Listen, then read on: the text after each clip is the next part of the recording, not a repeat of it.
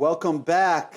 We have Brian here. It's been a long week. So much has happened this week. What are your takeaways? What's interesting about both Facebook being the big story and then Aussie weirdly continuing to be a big enough story is that kind of comes back to like the loss of trust in digital media and in the entire ecosystem. Like no one really knows who to trust because Facebook for a while has lost its trust with almost all parties. And Aussie, I think the story really comes down to how there's little trust from investors, from advertisers, and from regular users with the publishing ecosystem right now.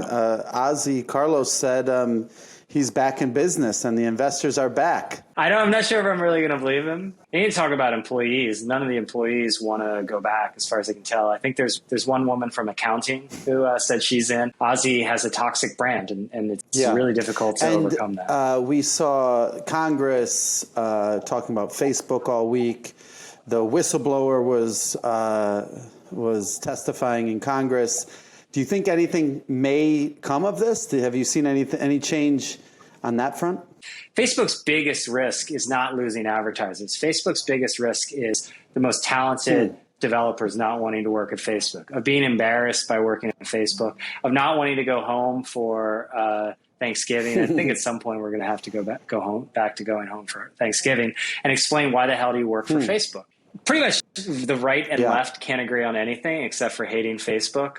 And that's a bad position to be in because nobody's happy with Facebook. And so, look, for years, Facebook now has been saying we need regulation. But is Facebook too big to even exist? I think generally, breaking up companies is messy. Oftentimes, it doesn't even end up coming to pass. But at some point, I think everyone agrees that the status quo is impossible to continue. Yeah. While all this is happening, Facebook also went down.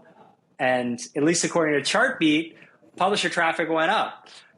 I think we'd need more data to fully understand if a world without Facebook is actually really good for publishers. Well, you would assume that it would be, right? Be interesting. Facebook has been a convenient scapegoat for really bad decisions that publishers have made as far as how they operate their businesses. Nobody held a gun to publishers' heads and told them to pivot to video. It's not the one thing that has caused publishers to have bad business models. Yeah, so we have it here. We'll be speaking to you again soon here on Media Jungle. Thanks for coming. Anytime, Alex. I mean, I'm living now in your bedroom, so just knock on the door and let me out. I mean, ideally, but